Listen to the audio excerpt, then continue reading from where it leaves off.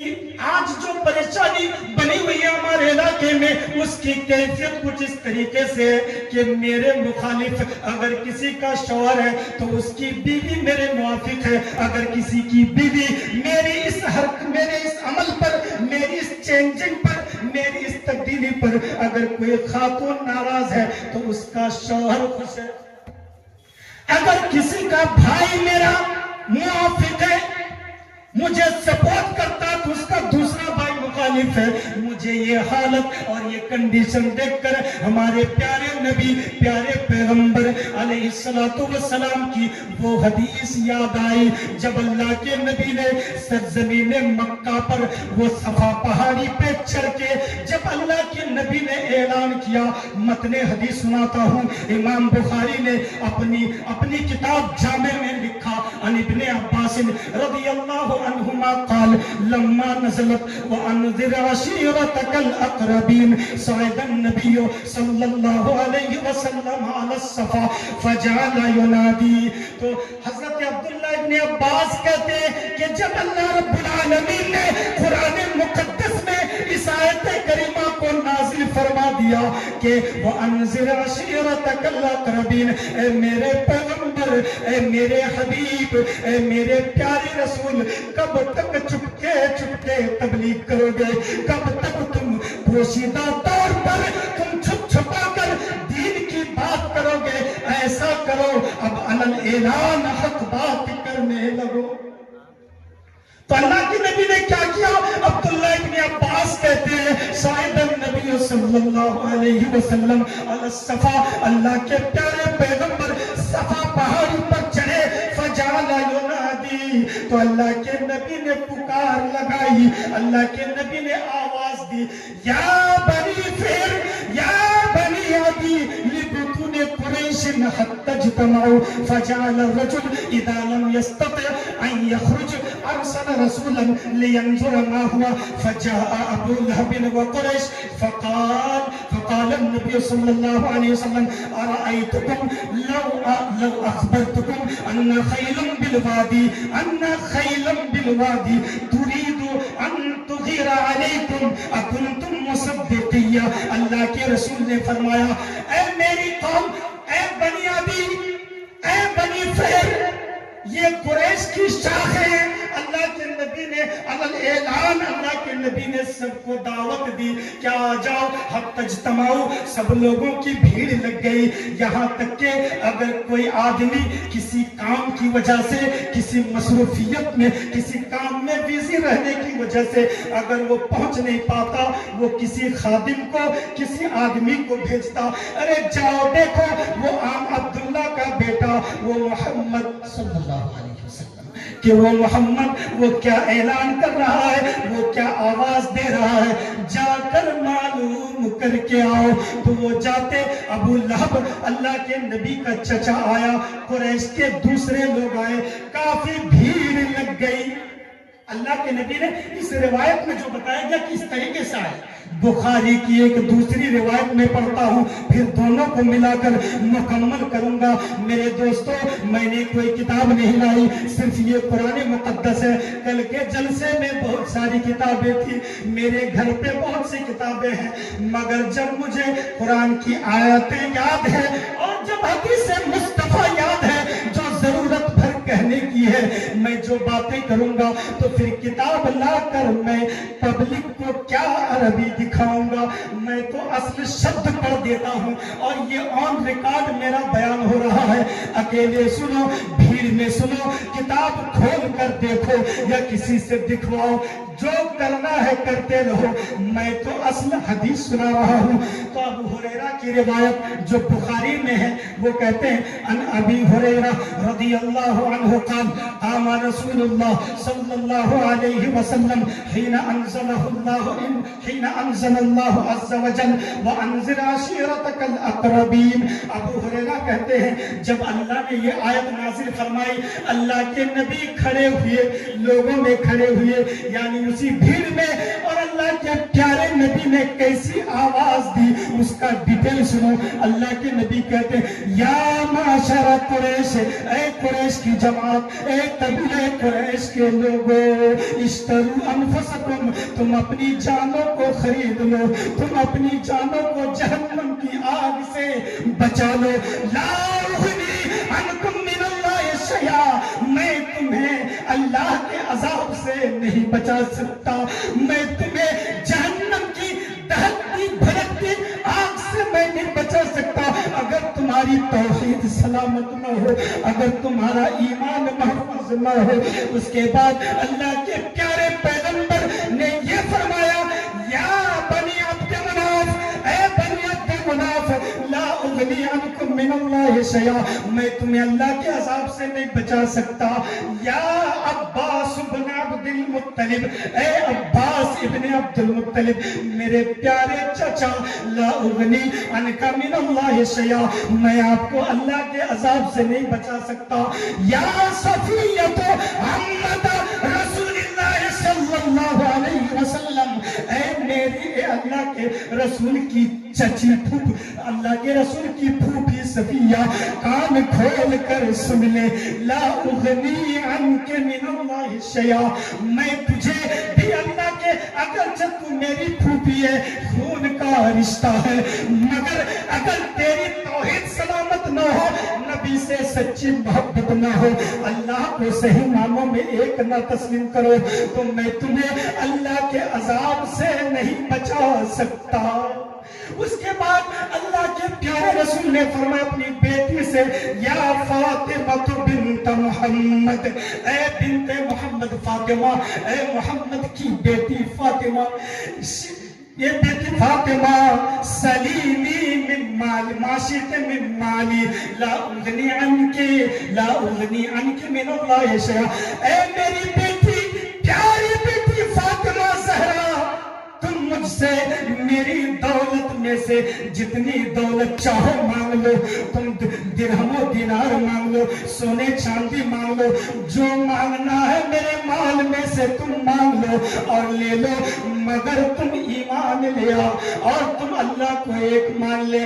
اگر اللہ کو صحیح طریقے سے بغیر کسی آمیزش اور ملاوٹ کے اللہ کو ایک نہیں مانو گے، اے میری بیٹی فاطمہ، تم بھی اس بات کو یاد رکھو کہ جب اللہ جہنم کے عذاب میں ڈالے گا تو میں نہیں بچا سکتا۔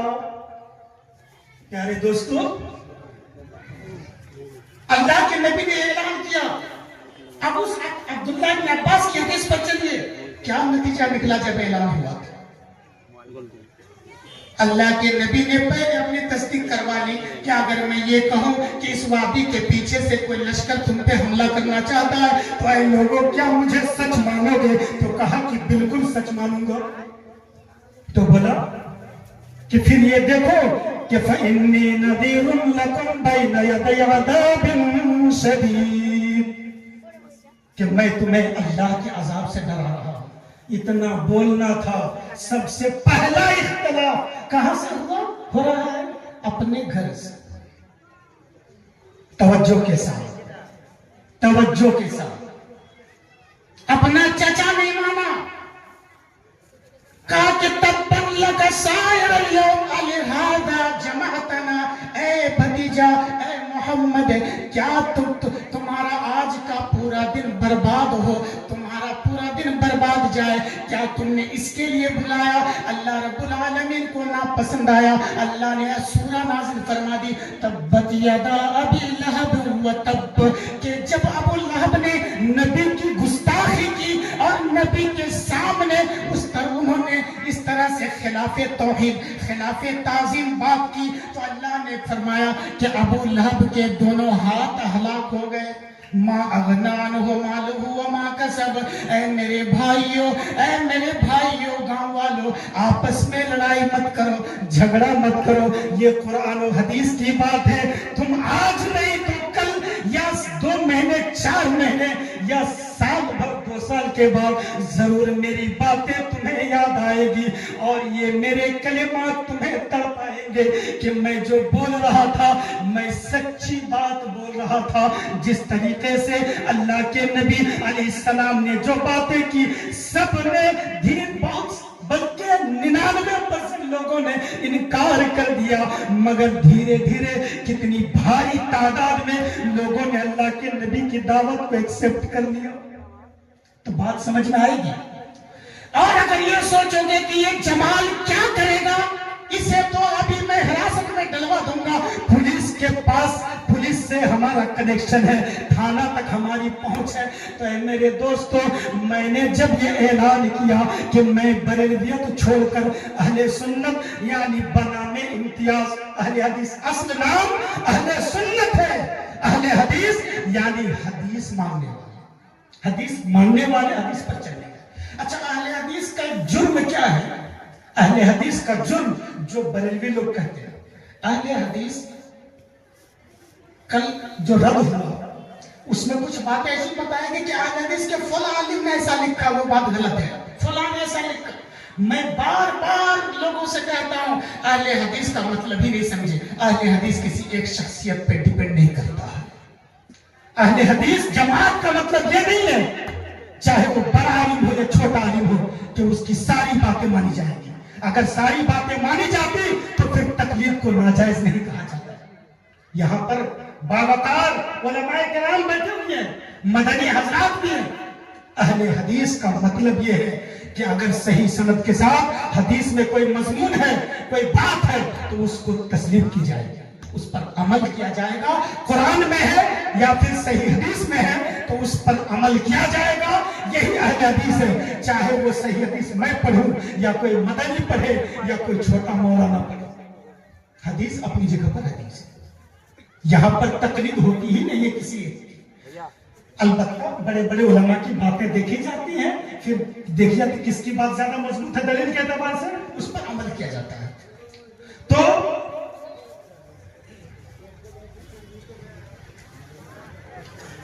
یہ کل جو ٹاپک چل رہا تھا, آج بھی کچھ باتیں آپ لوگوں نے سنی ہے, میں اس کا فائنلی بتا دیتا ہوں. علم غیب, علم غیب کے بارے میں پہلے آپ تھوڑا سنجیدہ ہو کر سنو.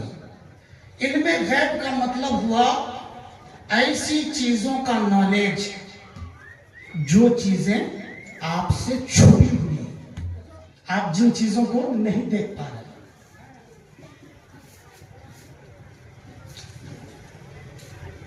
جیسے ہم لوگ جنت دیکھ پا رہے ہیں, نہیں, جہنم نہیں. تو جو چیزیں چھپی ہوئی ہیں ان چیزوں کا نالج, اس کو علم غیب کہتے ہیں. اللہ نے اپنے فرشتے حضرت جبریل علیہ السلام کے ذریعے یا پھر دل میں القاء کر کے یا پھر خواب کے ذریعے, متعدد طریقے ہیں جن طریقوں سے اللہ نے اپنے نبی کو علم دیا, نالج دیا. اللہ کے نبی کو جنت دوزخ کی باتیں اللہ نے بتایا, پھر اللہ نے اپنی امت کو, اپنے صحابہ کو بتایا. تو دین اسلام میں جو آخرت کا کانسیپٹ, آخرت کی فکر دی گئی ہے, یہ فکر ہی مبنی ہے غیب پر. میں کہنا چاہوں گا ان سارے لوگوں سے جو اس بات کو بیان کرنے میں خطا کر جاتے ہیں, میں موقف صاف کرتا ہوں. اللہ تعالیٰ نے اپنے نبی کو, نبی آخر الزمان کو, چھپی ہوئی چیزوں میں سے جتنی چیزوں کا جب جیسے جس طریقے سے چاہا اللہ نے علم اور نالج دیا. اب بات یہ, اور یہ جو میں نے بات بیان کیا ہے, ان ساری آیتوں اور احادیث کا نچوڑ یہی ہے کہ اللہ کے نبی علیہ السلام کبھی مدینے میں ہیں اور کہتے ہیں کہ میں یہاں سے حوض کوثر کو دیکھ رہا ہوں, تو اللہ نے دکھا جنت. اللہ کے نبی علیہ السلام نماز پڑھائے, فارغ ہوئے, فرمایا کہ آج پوچھ لو مجھ سے جو پوچھنا ہے, میں تمہیں بتا دوں گا. ما دمت فی مقامی ھذا, اس وقت پہ غور نہیں کرتے ہیں. اللہ کے نبی نے فرمایا جو پوچھنا ہے پوچھ لو، جب تک میں اس جگہ پر ہوں میں تم کو سب کچھ بتا دوں گا. کیوں؟ اس لیے کہ اللہ کے نبی نے بتایا کہ آج مسجد نبوی کی دیوار پر جنت کی تصویر بنا دی گئی، جہنم کی تصویر بنا دی گئی. تم پوچھو میں دیکھ کر بتا دوں گا. تو جتنی حدیثیں پڑھ لیں، قرآن کی آیتیں پڑھ لیں کہ اللہ کے نبی غیب بتانے میں بخیلی نہیں کرتے، کنجوسی نہیں کرتے. بالکل جو بھی چھپی چیزوں کا علم فرشتہ لے کر آیا اللہ نے دل میں ڈالا، نبی نے بتا دیا. نبی نے ظاہر کر کے کچھ چھپایا ہی نہیں، سب کچھ بتا دیا. مگر فرشتے کی وساطت سے اللہ تعالیٰ نے جب جتنا جیسا چاہا. مگر بریلوی مکتب میں علم غیب کا جو کانسیپٹ ہے، علم غیب کا جو عقیدہ ہے، وہ کس بنیاد پر ہے بہتوں کو نہیں معلوم ہے. بریلوی علماء میں اسٹیج پہ چڑھ کے بہت لوگ بہت کچھ بول جاتے ہیں. میں بتا دوں جو بریلوی مکتب کے بانی سب سے بڑے عالم احمد رضا خان جو اعلیٰ حضرت سے مشہور ہے، اس نے فتاوی رضویہ میں کیا لکھا؟ انباء الغیب جو رسالے کا نام ہے اس میں بہت تفصیل سے لکھا. لکھتے گئے اور جو دلیل اپنے خلاف آتی ان کا جواب دیتے گئے. میں نے نہ جانے کتنی بار اس رسالے کو پڑھا، میں نے گنا نہیں. اخیر میں انہوں نے جو فیصلہ لیا کہ علم غیب اللہ کے نبی کو تھا، مگر شروع زندگی میں سارا علم نہیں دیا گیا، نہ بیچ میں، بلکہ اللہ کے نبی کا علم غیب قرآن سے ہے. اور قرآن کا نزول مکمل ہوا ہے 23 برس میں، 23 ایئرس 23 برس میں مکمل ہوا. جب قرآن کا نزول مکمل ہو گیا تو اللہ کے نبی کو مکمل علم غیب مل گیا. یہ بتاتے ہیں اس لیے کہ قرآن میں ہے کہ قرآن میں ہر چیز کا بیان ہے. میں ساری تفسیرات، ساری نہیں بلکہ جو مشہور اور معتبر تفسیر کی کتابیں ہیں جو ہر طرح کے مدرسوں میں چلتی ہیں، چاہے بریلوی ہو، اہل حدیث ہو، کوئی بھی. مثال کے طور پر تفسیر کشاف امام زمخشری کی، امام نسائی کی تفسیر مدارک، امام قاضی بیضاوی کی تفسیر، امام ابن کثیر دمشقی کی تفسیر، امام قرطبی کی الجامع لأحکام القرآن، اور امام جلال الدین سیوطی کی تفسیر الجلالین. یہ جو مشہور معتبر یہ کتابیں تفسیر کی تھی، میں نے ان ساری آیتوں کی تفسیر نقل کی. یہ مضمون میرے لیپ ٹاپ میں پورا مکمل محفوظ ہے کہ اعلیٰ حضرت نے علم غیب کے مسئلے میں جن آیتوں کو سامنے لایا، انہوں نے اس کی تفسیر، اس کا معنی اور مطلب ان مفسرین، صحابہ کرام، تابعین اور علماء کے مطابق انہوں نے اس کا مطلب بیان کیا، یا خود ساختہ اپنے سے وہ مطلب بیان کیا. انہوں نے جس طریقے سے بھی ثابت کیا مگر کیسے؟ آخر عمر میں. اسی لیے اگر اہل حدیث کے لوگ یہ کہتے ہیں کہ ارے فلاں موقع پر یعنی اللہ کے نبی کی بیوی پر تہمت لگی، اما عائشہ پر، اللہ کے نبی کو علم نہیں ہوا، تم کہتے علم نہیں. تو وہ لوگ کہتے ہیں کہ اللہ نے اس وقت اس کا علم دیا نہیں تھا. بچنے کے لیے جواب دے کے نکل جاتے ہیں. اچھا، غیب کی خبریں دی گئی، بے شمار دی گئی، اللہ جانتا ہے کب کتنا کیا دیا. مگر اب سوال یہ ہے کیا اللہ کے نبی کو عالم الغیب کہا جائے گا، یا یہ کہا جائے گا کہ نبی غیب جانتے ہیں؟ میں بریلوی مسلک میں اعلیٰ حضرت نے جن علماء سے دلیل لی ہے ان علماء کا حوالہ دیتا ہوں، اہل حدیث کا نہیں. ان علماء سنیے فتح الباری، پہلے حدیث سن لیجیے. پہلے سب سے پہلے تو حدیث کی تشریح حدیث سے، حدیث کی تشریح حدیث سے، اور اس سے بھی پہلے قرآن کی تفسیر قرآن سے.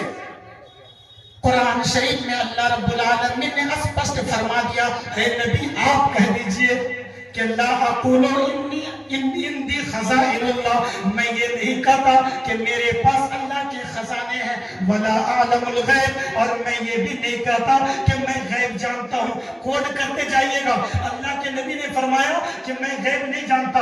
پھر اللہ نے ایک آیت میں حکم دیا, اے نبی کل آپ کہہ دیجئے لا املکو لنفسی ضرا ولا نفع, میں اپنے لیے نفع نقصان کا مالک نہیں, اختیار نہیں. اور ولو کنت اعلم الغیب لاستكثرت من الخير وما مسني السوء, اگر میں غیب جانتا تو میں خیر کثیر ڈھیر ساری بھلائیاں جمع کر لیتا اور مجھے کوئی تکلیف نہیں ملتی. یہ مضمون آپ سن چکے ہیں اس سے پہلے, اس لیے میں اس کی تشریح نہیں کروں گا. تو بتانا یہ کہ اللہ کے نبی نے خود اس کا انکار کر دیا صاف لفظوں میں کہ میں غیب نہیں جانتا. اللہ نے انکار کا اعلان کرنے کے لیے کہا. اب آئیے اب اس آیت پہ حدیث پہ چلتے ہیں کہ اللہ کے نبی کو غیب تھا. یہ حدیث میں کیا ہے؟ اللہ کے نبی کی پیاری بیوی, ہم سب کی پیاری اماں حضرت عائشہ صدیقہ رضی اللہ تعالی عنہا سے پوچھا گیا. تو اس بخاری کی روایت میں, بخاری کی حدیث میں پوچھا گیا تو حضرت عائشہ نے جواب دیا. بخاری کی 2 روایت اور مسلم کی 1 روایت ملا کر 3 حدیثیں میں بتاتا ہوں. حضرت عائشہ نے کہا کہ من حدثک, اے شخص سن لے, من حدثک, کوڈ کر لو, کہ جو تم سے یہ حدیث بیان کرے, جو تم سے یہ کہے کہ من حدثک انہ یعلم الغیب, جو یہ بتائے کہ نبی غیب جانتے تھے, فقد کذب, تو اس نے جھوٹ بولا ہے. کس نے کہا؟ حضرت عائشہ نے کہا. جو یہ کہے کہ نبی غیب جانتے ہیں اس نے جھوٹ بولا ہے. اور دوسری روایت بخاری کی یہ حضرت عائشہ کہتی ہے وَمَنْ حَدَّثَكَ أَنَّهُ يَعْلَمْ مَا فِي غَدْ فَقَدْ كَذَبَ, اور جو تم سے یہ بتائے کہ یہ نبی کل کے کل جو ہونے والا ہے, کل فیوچر میں جو ہوگا وہ سب کچھ نبی جانتے ہیں, فقد کذب, تو اس نے بھی جھوٹ بولا. اور امام مسلم نے اپنی کتاب میں اس حدیث کو اس طریقے سے نقل کیا. اس میں یہ ہے وَمَنْ زَعَمَ أَنَّهُ يُخْبِرُ بِمَا يَكُونُ فِي غَدْ فَقَدْ اِفْتَرَى عَلَى اللَّهِ فَقَدْ أَعْزَمَ عَلَى اللَّهِ الْفِرْيَةَ, کہ جو یہ کہے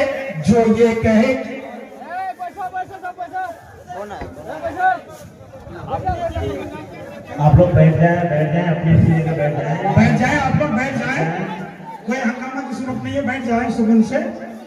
استغفر اللہ العظیم, اللہ تعالی مکر و فریب سے بچائے. بیٹھیے آپ لوگ, بیٹھیے. تو اس میں بیٹھ جائیں, آپ لوگ بیٹھ جائیں. اللہ کے نبی کی بیوی حضرت عائشہ نے کتنے اچھے سے یہ بتا دیا. اب میرے دوستو سنو, جو مولانا یہ کہے کہ اللہ کے نبی غیب جانتے تھے حضرت عائشہ کی زبان سے, اور بخاری کے الفاظ یہ بتا رہے ہیں کہ وہ مولانا جھوٹا ہے, چاہے وہ مولانا ہو, چاہے وہ شیخ ہو, چاہے وہ مفتی ہو, چاہے وہ کوئی بھی ہو, چاہے وہ کسی بھی مسلک کا ہو, کیونکہ بخاری کی صحیح حدیث حضرت عائشہ یہ صاف صاف کہہ رہی ہے, جو یہ کہے کہ نبی غیب جانتے ہیں اس نے جھوٹ کہا ہے. میرے دوستو, جو جانے دیجئے, حق بات کڑوی ہوتی ہے, جو جاتے ہیں جانے دیجئے. میں نے اب تک کوئی غلط لفظ استعمال نہیں کیا, میں سنجیدگی سے قرآن و حدیث پڑھ رہا ہوں اور سمجھنے کا طریقہ بتا رہا ہوں. اور جو جا رہے تو جانے دیجئے, وہ باہر سے بھی سنیں گے. تو آپ لوگ سنیے, یہ پورا بیان ریکارڈ ہو جائے گا, بعد میں بھی لوگ سن سکتے ہیں. آپ لوگ محفل کو برباد مت کیجیے. اس کے بعد آئیے صحابہ اللہ کے نبی کے دور میں, اللہ کے نبی کے زمانے میں ایک پروگرام میں, ایک شادی کے موقع پر اللہ کے نبی کسی ایک صحابی کے گھر تشریف لے گئے. وہاں پر ایک باندی کچھ نظم, ایک ترانہ گنگنا رہی تھی, اور اس نے کہا کہ وَفِينَا نَبِيٌّ يَعْلَمُ مَا فِي غَدٍ, کہ ہمارے درمیان ایک ایسے نبی ہیں جو کل کی بات جانتے ہیں اور بتاتے ہیں. جب یہ بات اللہ کے نبی نے اپنے کان سے سن لیا تو اللہ کے نبی نے صاف صاف کہا. بخاری کے الفاظ ہیں دوستو, اللہ کے نبی نے فرمایا لا تقولی ہاکذا, اے باندی, اے لڑکی, تم اس طرح کی باتیں مت کرو. وَقُولِي مَا كُنْتِ تَقُولِينَ, اور جو تم کہا کرتی تھی وہی کہو. اور دوسری جگہ پر اس کے الفاظ اس طریقے سے کہ دعی ہاذ وتوکلی بالذی کنت تقولین، کہ تم اس کی باتیں چھوڑ دو. اور ایک روایت میں اللہ کے نبی نے فرمایا اسکتی عن ھذا، اے لڑکی تم جو نبی کے غیب جاننے کی بات کرتے ہو، تم اس طرح کی باتیں اسٹاپ کر دو، تم اس طرح کی باتوں سے چپ ہو جاؤ، اس لیے کہ غیب سوائے خدا کے کوئی نہیں جانتا. دلائل کے بھرمار ہے، مگر میں اختصار کے ساتھ میں نے یہ چیز آپ کو بتا دی کہ جب اللہ کے نبی خود فرماتے کہ مت بولو کہ میں غیب جانتا ہوں، عائشہ کہتی ہے کہ جو بولے گا وہ جھوٹ بولے گا، پھر تم کون ہوتے ہو جو اس کی تبلیغ کرتے پھرو کہ نبی غیب جانتے ہیں. تو یہ کتنا بڑا ٹکراؤ ہے. یہ حدیثیں پڑھے والو نہیں پڑھے، میں نے پوری رات جلسہ سنا کر کہاں گئی یہ حدیثیں. میں نے تو وہ بھی بتایا جن حدیثوں میں غیب کی خبروں کی بات ہے، اور میں نے اس کا صحیح مطلب بتایا. اہل حدیث کا جرم یہی ہے نا کہ ہر بات بات پہ یہ قرآن مانتا ہے، بات بات پہ صحیح حدیث مانتا ہے، اسی لیے اس کو بد مذہب کہہ رہے ہیں. میرے دوستو، اللہ کے نبی نے جو اعلان کیا تھا کہ توحید کو اپناؤ، اللہ کو ایک مانو، شرک سے بچ جاؤ. تو ہمارے بریلوی طبقہ کے لوگ شرک کی ایسی پریبھاشا کرتے ہیں، ایسی تعریف کرتے ہیں کہ اس تعریف میں شاید کبھی شرک ہوگا ہی نہیں.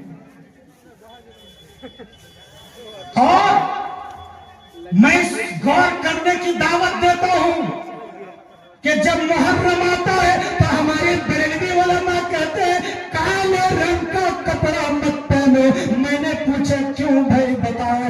اس نے کہا اس لیے کہ شیعہ لوگ محرم میں ماتم کرتے ہیں، اس لیے وہ کالی پٹیاں لگاتے ہیں، کالا لباس اوڑھتے ہیں، اور وہ ایک بد مذہب فرقہ ہے جو گستاخ صحابہ ہے، گستاخ نبی ہے. اگر تم محرم میں بالخصوص 10ویں تاریخ کو، محرم اور کربلا کی تاریخ کو اگر تم بھی کالا کپڑا پہنو گے تو تمہیں اس کی مشابہت لازم آئے گی. اور ابو داؤد کی حدیث ہے، اس موقع پر ان بریلوی علماء کو ابو داؤد کی یہ حدیث یاد آ گئی، من تشبہ بقوم فہو منہم، کہ جو کسی قوم کا ہم شکل ہو جائے، اپنے شکل و صورت سے، اپنے کیریکٹر سے، اپنے ادا و کردار سے اگر وہ کسی بد مذہب کا روپ دھارن کرتا ہے تو وہ اسی میں ہو جاتا ہے.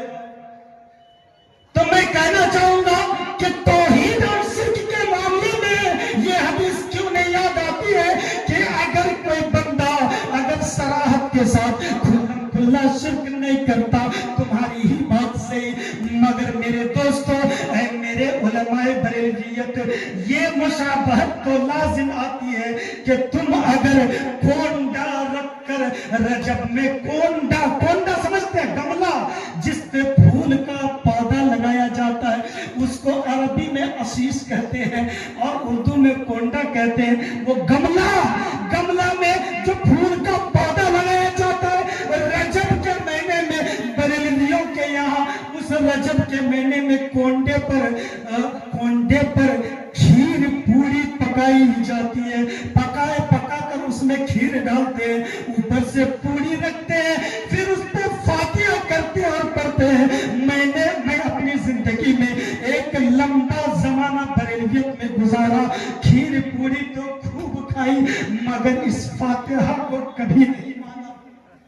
میں نے دعوت دیا کھانے کی، کھا لیے، مگر میں بولتا رہتا تھا کہ ان چیزوں سے آپ لوگ بچنے کی کوشش کیجئے. حرام ناجائز نہیں بولتا تھا، اس لیے کہ اس وقت تو خود وہی تھا میں، لیکن مجھے یہ بات غلط لگتی تھی کہ فاتحہ رجب کے مہینے میں کونڈا گملہ میں رکھ کر، یہ برتن والا گملہ نہیں سمجھ جائیے گا، وہ جو پودا لگانے والا گملہ کونڈا ہے اس پہ فاتحہ مہینے کا فکس ہے. تو آپ سنتے جاؤ، محرم کی کھچڑی اور 11ویں کی بریانی، جب ربیع الثانی کا 11 تاریخ آتی ہے اس میں بریانی بنتی ہے. محرم की 10वीं को खिचड़ी बनती है और रजब को खीर और पूरी पकती है। और एक फातिहा का न्यू वर्जन, एक अपडेट शक्ल फातिहा की महंगा सूरत ये है जो अशरफिया में मैंने जिंदगी में अपने तरफ से एक बार कराया था, उसको खत्मे कादरिया कहते हैं। खत्मे कादरिया में होता क्या है, एक मखसूस पैमाने में नाप और वजन के साथ उसमें तोशा बनाया जाता है, सूजी का हलवा बनता है, उसमें तरह तरह के फल फ्रूट रहते हैं और फिर उस पर फातिहा पढ़ते, कैसे कुरान की आयतें पढ़ते, सूरह यासीन पढ़ते और कसीदे गौसिया के बिदात और नाजायज बल्कि शिर्क या फिर शिर्क की दहलीज तक पहुंचा देने वाले अशआर पढ़े जाते हैं। और आखिर में ये कहा जाता है जो तौहीद के बरखिलाफ है, अल मदद या गौसे आज़म। क्या बोला जाता है? अल मदद या गौसे आज़म उस फातिहा में पढ़ा जाता है। इस साल मुझे इस खत्मे कादरिया की दावत जिन लोगों ने दी, मैं ये कहता था कि मैं तुम्हारी दावत में आखिर वक्त में आऊंगा, जब दुआ करोगे तो मैं दुआ करने चला जाता था, मगर मैं इससे बाज रहता था। मगर कब तक रहोगे छुप कर? कभी तो जाहिर करना होगा। मैंने जाहिर कर दिया, ये गलत है। वो अशआर पढ़े जाते हैं। आपको मैं हवाला बताऊं, ये गौसे पाक को ये किस तरीके से मानते हैं और कैसे। उसके बाद फिर मैं कुरान की आयत पढ़ूंगा और हदीस पढ़ूंगा। पहले मैं ये बता दूं कि मैंने जो लाइन छोड़ा है बरेलवी में क्या है। फैजुल अदब हिस्सा 2 दर्जा उला में पढ़ाई जाती है। बरेलवी के तकरीबन सारे मदरसों में मैंने भी 4 या 5 साल उस किताब को पढ़ाया। इस बार मुझसे बर्दाश्त नहीं हुआ। इस बार जिन लोगों ने अरबी अदब की उस किताब को मुझसे पढ़ा, उसमें तरकीब कराई जाती है और एराब अरबी तो तर्जमा सिखाया जाता है, तो उसमें आखिर तरफ जुज़े 2 हिस्सा 2 में पार्ट 2 में उसमें गौसे पाक की कहानी लिखी हुई है। कब पैदा हुए, क्या मकाम था, क्या किया नहीं किया, तो उसकी बातें सुनो। मेरे पास मोबाइल में उस किताब का स्क्रीनशॉट है, मगर वो तफसील से सुनाऊंगा तो वक्त ज्यादा लगेगा। मैंने किताब का हवाला दे दिया। उस किताब में क्या कहा गया, गौसे पाक ने कहा कि वल्लानी अलल अक़ताब जमा, कि अल्लाह ताला ने मुझे सारी दुनिया और दुनिया के चप्पे चप्पे का मालिक बना दिया। मुझे सारी जगहों की विलायत और गवर्नरी अता कर दी। फहुक्मी नाफिज़ुन अला कुल्ली हाली, तो मेरा हुक्म, मैं जो फैसला कर दूं और मैं जो लॉ बता दूं, मैं जो कानून बता दूं, वो हर हाल में नाफिज होके रहेगा। मेरा बताया हुआ बोल वो कभी रिजेक्ट नहीं होगा। गौसे पाक ने कहा, मेरे रोंगटे खड़े हो गए। मैंने अपने आप को संभाल कर रखा। इससे पहले मैं भी वही था, मगर जब इससे कुछ महीने कबल मेरी तहकीक मुकम्मल हो गई, रिसर्च मुकम्मल हो गया, उसके बाद जब मैंने ये चैप्टर पढ़ाया, मैंने अपने आप को रोके रहा। फिर मजमून क्या उसमें, बल्कि ये शेर बाद में, मजमून पहले है। मजमून क्या है उसमें? गौसे पाक ने कहा कि अल्लाह ने मुझे इतना, गौसे पाक जानते कौन है? मौलाना अब्दुल कादिर जिलानी रहमतुल्लाह अलैह। मैं रहमतुल्लाह अलैह क्यों बोल रहा हूं मालूम है? इसलिए कि वो सैयद है, अल्लाह के नबी अलैहिस्सलाम के खानदान से, आल से, और वो आलिम थे, जबरदस्त आलिम थे। तौहीद पर किताब लिखी उन्होंने, और गुनियतुल तालिबीन पढ़िए, शानदार किताब। इमाम ज़हबी वगैरह बड़े बड़े उलमा ने उनकी तारीफ भी की और आखिर में ये फैसला लिया बड़े बड़े अकाबिर अहले सुन्नत ने कि वो अल्लाह के वली थे, नेक थे, बड़े आलिम थे, मगर कुछ चीजों में उन पर मुआखज़ा है, उनकी पकड़ है। और जो बातें मैं अभी सुना रहा हूं, ये बातें गौसे पाक की किताब में नहीं है, ये उनके मानने वाले सपोर्टरों ने ये गलत बातें लिखी है। उनके मान, जैसे मैच खेलने वाले लड़ते हैं नहीं, बहुत कम लड़ते कौन है? सपोर्टर। چیلے لوگ آپس میں لڑائی کر لیتے ہیں اور اپنے پیر کی بڑی بڑی باتیں سناتے ہیں اور ان کی تعریف میں آسمان زمین کے کلا بھی ملا دیتے ہیں. تو ان کے ماننے والوں میں ایک شتنوفی تھے, اس نے جو اپنی گمراہیت اور بدعات و خرافات اور شرک و کفر والی باتیں انہوں نے اس کتاب میں جمع کر دی ہے, رت و یابس کو جمع کر دی ہے. اسی کتاب سے یہ سارا مضمون منقول ہے جس کو اعلیٰ حضرت نے بھی برداشت کیا, رکھا, پڑھا, بولا. اور آج کے ڈیٹ میں بریلویت کے سارے علماء طلبہ اس کو پڑھتے. اس میں کیا ہے کہ زمانہ میرے پاس آتا ہے اور مجھے خبر دیتا ہے کہ اس کے اندر کیا کیا ہونے والا ہے. سال آتا ہے اور مجھے بتاتا ہے کہ عبد القادر اس سال یہ ہوگا, اور اب مہینہ آتا ہے, ہفتہ آتا ہے, دن آتا ہے, رات آتی ہے اور عبد القادر کو بتاتی ہے, یعنی یہاں سے پرمیشن ملتا ہے تب جا کر کے دن میں سارا کام ہوتا ہے. بتاؤ میرے دوستو, للہ الامر من قبل و من بعد, پہلے اور بعد کے سارے معاملات اللہ تعالیٰ کے اختیار میں.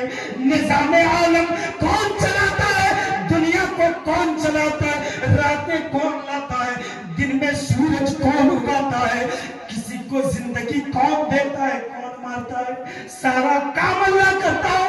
مگر اس نے غوث پاک کی طرف سے یہ کہا گیا کہ یہ سارا کچھ غوث پاک کر دے. صرف اتنا ہی نہیں, اعلیٰ حضرت کا حوالہ لے لو, فتاوی رضویہ, فقہ شہنشاہ, یہ رسالے کا نام ہے. اعلیٰ حضرت نے اس رسالے کے اندر یہ لکھا. اعلیٰ حضرت کا ایک شعر ہے, ہدایت بخشش اشعار کی کتاب, اس شعر کو لے کر ان سے سوال کیا گیا. اس کے جواب میں شعر میں کیا ہے, میں بتاؤں گا کہ اعلیٰ حضرت سنی نہیں تھے, اعلیٰ حضرت اہل سنت نہیں ہے, بلکہ ہم اہل حدیث اہل سنت ہیں. اسی لیے کہ پہلے آپ حدیث سنو. مسلم شریف میں حضرت عبداللہ بن عمرو بن عاص رضی اللہ عنہما نے روایت کی, اللہ کے پیارے پیغمبر نے فرمایا, ان قلوب بنی آدم بین اصبعین من اصابع الرحمن کقلب واحد یصرف ما یشاء. اللہ کے نبی اس حدیث میں فرماتے, اور میں جو حدیثیں سناؤں گا یہ کہہ نہیں سکتا کہ یہ ضعیف حدیث ہے. اگر میں سناؤں گا تو میں بتا دوں گا کہ یہ ضعیف ہے. یہ مسلم کی صحیح حدیث ہے. اللہ کے نبی نے فرمایا کہ بنی آدم, مانو ذاتی, یہ سارے انسان کے دل, ہاتھ, ہردے, یہ سب اللہ کے قبضے میں ہے, اللہ کے کنٹرول میں ہے, اللہ کی دو انگلیوں کے درمیان ہے. اللہ جدھر چاہتا ہے پھیر دیتا ہے, جدھر چاہتا موڑ دیتا ہے. آپ کا رات کا کیا ہوا فیصلہ صبح ہوتے ہوتے چینج ہو جاتا ہے. کون کرتا ہے؟ اللہ رب العالمین چینج کرتا ہے. تو یہ تو نبی کی سنت, نبی کی حدیث میں یہ ہے کہ بندوں کا دل اللہ کے قبضے میں ہے. اب آؤ, بریلویوں کا امام اعلیٰ حضرت کیا کہتا ہے, وہ کہتا ہے کہ بندہ مجبور ہے, خاطر پہ ہے قبضہ تیرا. فتاوی رضویہ اور ہدایت بخشش زندگی کا ایک اچھا خاصا حصہ گزارتا ہے. ایک حوالہ غلط ثابت ہو جائے تو بتانا, میں یہی کہوں, کتاب نہیں ہے مگر جو بول رہا ہوں 100%, اور وہ مفتی زبیر کو بتا دینا دنیا والے کو, اس پہ تقریر کیوں نہیں کیا. نبی کی سنت میں یہ ہے کہ بندوں کا دل اللہ کے قبضے میں, اور بریلویوں کا امام کہتا خاطر کا معنی دل, خاطر پہ ہے قبضہ تیرا.